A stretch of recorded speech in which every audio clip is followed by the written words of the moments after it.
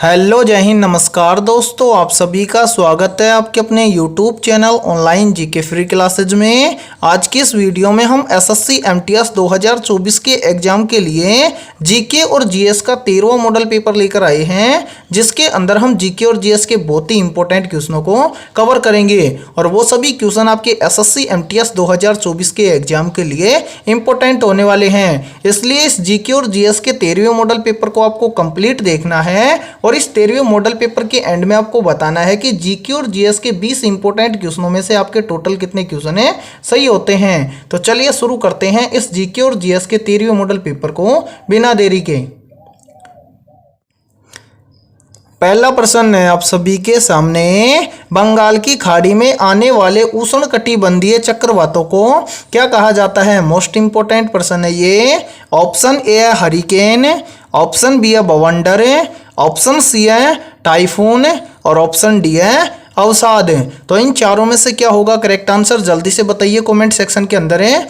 पूछा गया है कि बंगाल की खाड़ी में आने वाले उष्णकटिबंधीय चक्रवातों को क्या कहा जाता है। तो यहाँ पर देखिए करेक्ट आंसर हो जाएगा सभी का ऑप्शन है डी, यानी कि बंगाल की खाड़ी में आने वाले उष्णकटिबंधीय चक्रवातों को कहा जाता है अवसाद। तो करेक्ट आंसर हो जाएगा पहले के अंदर सभी का ऑप्शन है डी। तो चलिए अगला प्रश्न देखते हैं। दूसरा प्रश्न है आप सभी के सामने, निम्नलिखित में से प्लासी का युद्ध किस वर्ष लड़ा गया था। ऑप्शन ए है 1747 में, ऑप्शन बी है 1757 में, ऑप्शन सी है 1767 में और ऑप्शन डी है 1777 में। तो यहाँ पर देखिए इन चारों में से करेक्ट आंसर क्या हो जाएगा, तो यहाँ पर हो जाएगा सभी का ऑप्शन है बी, यानी कि प्लासी का युद्ध लड़ा गया था 1757 में। तो करेक्ट आंसर हो जाएगा यहाँ पर सभी का ऑप्शन है बी। तो चलिए अगला प्रश्न देखते हैं। तीसरा प्रश्न है आप सभी के सामने, निम्न में से नागालैंड का गठन किस वर्ष हुआ था। ऑप्शन ए है 1960 में, ऑप्शन बी है 1962 में, ऑप्शन सी है 1963 में और ऑप्शन डी है 1964 में। तो जल्दी से बताइए इन चारों में से करेक्ट आंसर है क्या होगा। पूछा गया है कि निम्न में से नागालैंड का गठन किस वर्ष हुआ था। तो यहाँ पर हो जाएगा करेक्ट आंसर सभी का ऑप्शन है सी, यानी कि वर्ष 1963 में नागालैंड का गठन हुआ था। तो करेक्ट आंसर हो जाएगा तीसरे के अंदर सभी अभ्यर्थियों का ऑप्शन है सी। तो चलिए अगला प्रश्न देखते हैं। चौथा प्रश्न है आप सभी के सामने, 2011 की जनगणना के अनुसार भारत की साक्षरता दर कितनी है। मोस्ट इंपोर्टेंट प्रश्न है ये, चाहे तो आप इस प्रश्न का स्क्रीनशॉट भी ले सकते हैं क्योंकि ये प्रश्न बार बार एग्जाम के अंदर पूछा जाने वाला प्रश्न है। पूछा गया है कि 2011 की जनगणना के अनुसार भारत की साक्षरता दर कितनी है। ऑप्शन ए है 68.04%, ऑप्शन बी है 73.08%, ऑप्शन सी है 74.04% और ऑप्शन डी है 67.04%। तो यहाँ पर देखिए इन चारों में से करेक्ट आंसर हो जाएगा सभी का ऑप्शन है सी, यानी कि 2011 की जनगणना के अनुसार भारत की साक्षरता दर है कितनी, तो ये है 74.04%। तो करेक्ट आंसर हो जाएगा यहाँ पर सभी का ऑप्शन है सी। तो चलिए अगला प्रश्न देखते हैं। पांचवा प्रश्न है आप सभी के सामने, कृष्णराज सागर बांध को किस नदी पर बनाया गया है। ऑप्शन ए है कावेरी नदी पर है, ऑप्शन बी है तुंगभद्रा नदी पर है, ऑप्शन सी है काली नदी पर है और ऑप्शन डी है कृष्णा नदी पर है। तो जल्दी से बताइए इन चारों में से करेक्ट आंसर है क्या हो जाएगा। तो आपसे पूछा क्या गया है, पूछा गया है कि कृष्णराज सागर बांध को किस नदी पर बनाया गया है। तो यहाँ पर हो जाएगा सभी का करेक्ट आंसर ऑप्शन है ए, यानी कि कृष्णराज सागर बांध को बनाया गया है कावेरी नदी पर। तो यहाँ पर देखिए पांचवें में हो जाएगा सभी का करेक्ट आंसर ऑप्शन है ए। तो चलिए अगला प्रश्न देखते हैं।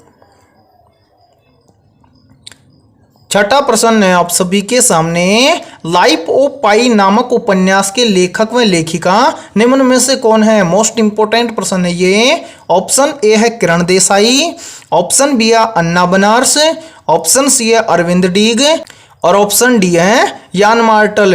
तो इन चारों में से देखिए करेक्ट आंसर हो जाएगा सभी का ऑप्शन है डी, यानी कि लाइफ ऑफ पाई नामक उपन्यास के लेखक हैं यान मार्टल। तो करेक्ट आंसर हो जाएगा यहाँ पर छठे में सभी का ऑप्शन है डी। तो चलिए अगला प्रश्न देखते हैं।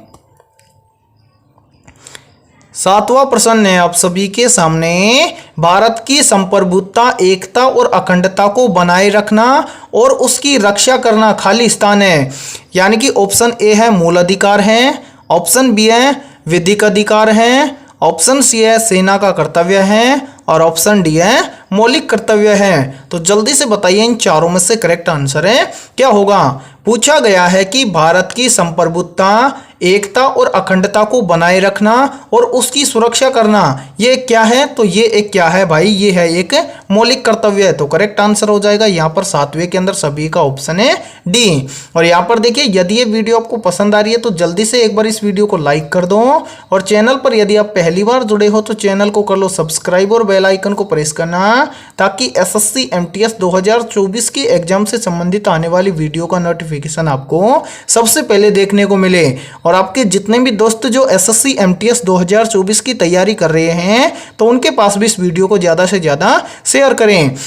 और यहाँ पर देखिए एक बार क्लासों का शेड्यूल देख लीजिए कि इस चैनल पर कितने बजे कौन सी क्लास होती हैं। तो यहाँ पर देखिए भाई, यहाँ पर होती है सुबह 7:30 बजे होती है किसकी क्लास है, तो इस चैनल पर सुबह 7:30 बजे होती है रीजनिंग की क्लास, ठीक है। और इसके अलावा देखिए सुबह यानी कि सुबह 11:30 बजे किसकी क्लास होती है, तो सुबह 11:30 बजे होती है इस चैनल पर जीके और जीएस की क्लास, ठीक है। तो आप इस चैनल से जुड़कर आप एसएससी एमटीएस के एग्जाम के लिए रीजनिंग और जीके और जीएस की तैयारी को बेहतर बना सकते हैं। तो इस चैनल से आप जरूर जुड़ें, तो चैनल को आप जरूर सब्सक्राइब करना, ठीक है। तो चलिए अगला प्रश्न देखते हैं। आठवां प्रश्न है आप सभी के सामने, लॉर्ड चैम्सफोर्ड ने 1919 में जलियांवाला बाग हत्याकांड की घटना की जांच के लिए किस समिति का गठन किया था। मोस्ट इंपोर्टेंट प्रश्न है ये और काफी बार एग्जाम के अंदर पूछा गया प्रश्न है, इसलिए आप एक काम कीजिए, इस प्रश्न का जल्दी से स्क्रीनशॉट ले लीजिए। पूछा गया है कि लॉर्ड चैम्सफोर्ड ने 1919 में जो जलियांवाला बाग हत्याकांड हुआ था उसकी घटना की जांच के लिए किस समिति का गठन किया था। तो यहां पर हो जाएगा सभी का राइट आंसर ऑप्शन है डी। यानी कि लॉर्ड चैम्सफोर्ड ने 1919 में हुए जलियांवाला बाग हत्याकांड की घटना की जांच के लिए हंटर समिति का क्या किया था, गठन किया था। तो करेक्ट आंसर हो जाएगा आठवें के अंदर सभी का ऑप्शन है डी। और यहां पर देखिए एक प्रश्न और भी पूछ लिया जाता है यहां से कि जलियांवाला बाग हत्याकांड कब हुआ था, तो याद रखना जलियांवाला बाग हत्याकांड हुआ था कब, 1919 के अंदर, ठीक है। फिर एक प्रश्न यहीं से और बन जाता है कि जलियांवाला बाग हत्याकांड कहां पर हुआ था, तो याद रखना जलियांवाला बाग हत्याकांड 1919 के अंदर हुआ था अमृतसर में, ठीक है। और इस प्रश्न का राइट आंसर हो जाएगा सभी का ऑप्शन है डी। तो चलिए अगला प्रश्न देखते हैं। नौवां प्रश्न है आप सभी के सामने, कुना निम्नलिखित में से किस देश की मुद्रा है। या फिर देखिए इस प्रश्न को ऐसे भी पूछ लिया जाता है कि निम्नलिखित में से कुना किस देश की मुद्रा का नाम है। ऑप्शन ए है क्रोएशिया की है, ऑप्शन बी है अमेरिका की है, ऑप्शन सी है केन्या की है और ऑप्शन डी है सूडान की है। तो इन चारों में से क्या होगा करेक्ट आंसर है, तो यहां पर देखिए इन चारों में से करेक्ट आंसर हो जाएगा सभी का ऑप्शन है ए। यानी कि जो कुना मुद्रा है वो क्रोएशिया देश की मुद्रा का नाम है। तो यहां पर हो जाएगा 9 के अंदर सभी का ऑप्शन है ए राइट आंसर। तो चलिए अगला प्रश्न देखते हैं। 10वां प्रश्न है आप सभी के सामने, मंगोलिया देश निम्नलिखित में से किस महाद्वीप में स्थित है। ऑप्शन ए है यूरोप महाद्वीप में, ऑप्शन बी है अंटार्कटिका महाद्वीप में, ऑप्शन सी है एशिया महाद्वीप में और ऑप्शन डी है अफ्रीका महाद्वीप में। तो जल्दी से बताइए इन चारों में से करेक्ट आंसर है क्या हो जाएगा। पूछा गया है कि मंगोलिया देश निम्नलिखित में से किस महाद्वीप में स्थित है, तो यहाँ पर हो जाएगा सभी का राइट आंसर ऑप्शन है सी। यानी कि जो मंगोलिया देश है वो एशिया महाद्वीप के अंदर स्थित है। तो करेक्ट आंसर हो जाएगा सभी अभ्यर्थियों का ऑप्शन सी राइट आंसर। तो चलिए अगला प्रश्न देखते हैं। 11वां प्रश्न है आप सभी के सामने, काम के बदले अनाज कार्यालय किस पंचवर्षीय योजना में आरंभ किया गया था। ऑप्शन ए है चौथी पंचवर्षीय योजना में, ऑप्शन बी है 5वीं पंचवर्षीय योजना में, ऑप्शन सी है 8वीं पंचवर्षीय योजना में और ऑप्शन डी है 10वीं पंचवर्षीय योजना में। तो यहाँ पर हो जाएगा 11वें के अंदर करेक्ट आंसर सभी का ऑप्शन है बी। यानी कि ये 5वीं पंचवर्षीय योजना में आरंभ किया गया था। तो करेक्ट आंसर हो जाएगा सभी का ऑप्शन है बी। तो चलिए अगला प्रश्न देखते हैं। 12वां प्रश्न है आप सभी के सामने, बिहारी पुस्तक किस क्षेत्र से संबंधित है? ऑप्शन ए है प्रशासन से, ऑप्शन बी है खेल से, ऑप्शन सी है संस्कृत से और ऑप्शन डी है साहित्य से। तो जल्दी से बताइए इन चारों में से करेक्ट आंसर है क्या होगा? पूछा गया है कि बिहारी पुस्तक किस क्षेत्र से संबंधित है, तो यहाँ पर हो जाएगा सभी का राइट आंसर ऑप्शन है डी, यानी कि बिहारी पुस्तक का संबंध है साहित्य से। तो करेक्ट आंसर हो जाएगा 12वीं के अंदर सभी का ऑप्शन है डी। तो चलिए अगला प्रश्न देखते हैं। 13वां प्रश्न है आप सभी के सामने, सात्विक साईराज, रंकी रेड्डी और चिराग शेट्टी किस खेल से संबंधित हैं? वेरी वेरी इंपॉर्टेंट प्रश्न है ये। और देखिए खेल से संबंधित प्रश्न पूछे जाते हैं एग्जाम में, तो इस प्रश्न को आप याद रखना। पूछा गया है कि सात्विक साईराज, रंकी रेड्डी और चिराग शेट्टी किस खेल से संबंधित हैं? तो ऑप्शन ए में दिया गया है बैडमिंटन, ऑप्शन बी में दिया गया है टेनिस, ऑप्शन सी में दिया गया है फुटबॉल और ऑप्शन डी में दिया गया है क्रिकेट। तो क्या होगा इन चारों में से करेक्ट आंसर है? तो यहां पर हो जाएगा सभी का राइट आंसर ऑप्शन है ए, यानी कि सात्विक साईराज, रंकी रेड्डी और चिराग शेट्टी का संबंध है बैडमिंटन खेल से। तो करेक्ट आंसर हो जाएगा 13वें के अंदर सभी का ऑप्शन है ए। तो चलिए अगला प्रश्न देखते हैं। 14वां प्रश्न है आप सभी के सामने, संसद के संयुक्त सत्र की व्यवस्था किस अनुच्छेद के अंतर्गत की जाती है?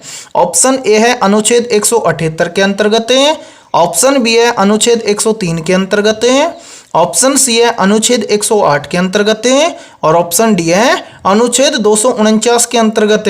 तो यहाँ पर देखिए इन चारों में से करेक्ट आंसर हो जाएगा सभी का ऑप्शन है सी, यानी कि संसद के संयुक्त सत्र की व्यवस्था की जाती है अनुच्छेद 108 के अंतर्गत। तो करेक्ट आंसर हो जाएगा 14वें के अंदर सभी का ऑप्शन है सी। तो चलिए अगला प्रश्न देखते हैं। 15वां प्रश्न है आप सभी के सामने, किस गुप्त राजा के शासनकाल के दौरान चीनी यात्री फाहियान ने भारत का दौरा किया था? ऑप्शन ए है चंद्रगुप्त प्रथम के शासनकाल में, ऑप्शन बी है समुद्रगुप्त के शासनकाल में, ऑप्शन सी है चंद्रगुप्त द्वितीय के शासनकाल में और ऑप्शन डी है कुमारगुप्त के शासनकाल में। तो यहाँ पर देखिए इन चारों में से हो जाएगा सभी का राइट आंसर ऑप्शन है सी, यानी कि चंद्रगुप्त द्वितीय के शासनकाल के दौरान चीनी यात्री फाहियान ने भारत का दौरा किया था। तो 15वें में हो जाएगा सभी का राइट आंसर ऑप्शन है सी। तो चलिए अगला प्रश्न देखते हैं। 16वां प्रश्न है आप सभी के सामने, निम्नलिखित में से किस परिषद में जैन धर्म को 2 भागों में विभाजित किया गया था? ऑप्शन ए है द्वितीय जैन परिषद में, ऑप्शन बी है तृतीय जैन परिषद में, ऑप्शन सी है चतुर्थ जैन परिषद में और ऑप्शन डी है प्रथम जैन परिषद में। तो यहाँ पर देखिए इन चारों में से हो जाएगा राइट आंसर सभी का ऑप्शन है डी, यानी कि प्रथम जैन परिषद में जैन धर्म को 2 भागों में विभाजित किया गया था। तो यहाँ पर हो जाएगा 16वें के अंदर करेक्ट आंसर सभी का ऑप्शन है डी। तो चलिए अगला प्रश्न देखते हैं। 17वां प्रश्न है आप सभी के सामने, आगरा शहर की स्थापना किसने की थी? मोस्ट इंपोर्टेंट प्रश्न है ये भी। ऑप्शन ए है बहलोल लोदी ने, ऑप्शन बी है फिरोज शाह तुगलक ने, ऑप्शन सी है फिरोज सिकंदर लोदी खान ने और ऑप्शन डी है सिकंदर लोदी ने। तो यहाँ पर बताइए जल्दी से करेक्ट आंसर है क्या होगा? पूछा गया है कि आगरा शहर की स्थापना किसने की थी? तो यहाँ पर हो जाएगा करेक्ट आंसर सभी का ऑप्शन है डी, यानी कि आगरा शहर की स्थापना की थी सिकंदर लोदी ने। तो 17वें में हो जाएगा सभी अभ्यर्थियों का राइट आंसर ऑप्शन है डी। तो चलिए अगला प्रश्न देखते हैं। 18वां प्रश्न है आप सभी के सामने, निम्नलिखित में से काला पानी विवाद किससे संबंधित है? ऑप्शन ए है भारत चीन से, ऑप्शन बी है भारत नेपाल से, ऑप्शन सी है भारत श्रीलंका से और ऑप्शन डी है भारत पाकिस्तान से। तो यहाँ पर देखिए इन चारों में से हो जाएगा राइट आंसर सभी का ऑप्शन है बी, यानी कि काला पानी विवाद है ये है भारत नेपाल से संबंधित। तो करेक्ट आंसर हो जाएगा सभी का ऑप्शन है बी। तो चलिए अगला प्रश्न देखते हैं। चलो 19वां प्रश्न है आप सभी के सामने, भारत के कुल कितने राज्य पड़ोसी देशों की सीमाओं से लगते हैं? ऑप्शन ए है 15, ऑप्शन बी है 18, ऑप्शन सी है 17 और ऑप्शन डी है 12। तो जल्दी से बताइए कमेंट सेक्शन के अंदर कि 19वें का आंसर है क्या होगा। पूछा गया है आपसे कि भारत के कुल कितने राज्य पड़ोसी देशों की सीमाओं से लगते हैं, तो यहां पर हो जाएगा सभी अभ्यर्थियों का राइट आंसर ऑप्शन है सी, यानी कि भारत के कुल 17 ऐसे राज्य हैं जो पड़ोसी देशों की सीमाओं से लगते हैं, तो राइट आंसर हो जाएगा सभी का ऑप्शन है सी। तो चलिए अगला प्रश्न देखते हैं। 20वां प्रश्न है आप सभी के सामने, भारत की स्पेस एजेंसी का क्या नाम है। मोस्ट इंपोर्टेंट प्रश्न है ये। और देखिए इस प्रश्न का आंसर तो 100% सभी को आता होगा कि भारत की स्पेस एजेंसी का नाम है क्या है। तो याद रखना भारत की स्पेस एजेंसी का नाम है इसरो, तो यहां पर हो जाएगा सभी का राइट आंसर ऑप्शन है ए। तो आज की इस वीडियो में इतना ही। वीडियो पसंद आई है तो जल्दी से एक बार वीडियो को लाइक कर दो, और चैनल पर यदि आप पहली बार जुड़े हो तो चैनल को कर लो सब्सक्राइब और बेल आइकन को प्रेस करना, ताकि एसएससी एमटीएस के एग्जाम से संबंधित आने वाली सभी वीडियो का नोटिफिकेशन आपको सबसे पहले देखने को मिले। और आज की इस वीडियो में हमने जीके और जीएस के 20 बहुत ही इंपॉर्टेंट क्वेश्चन करवाए हैं, तो इन 20 में से आपके कितने क्वेश्चन सही हुए हैं सभी को कमेंट सेक्शन के अंदर कमेंट करके बताना है। और जिस भी अभ्यर्थी के 20 में से 18+ प्रश्न सही हुए हैं तो समझ लीजिए उनकी तैयारी बेहतर है। तो फिर मिलते हैं ऐसे ही इंपॉर्टेंट क्वेश्चनों के साथ सुबह 11:30 बजे।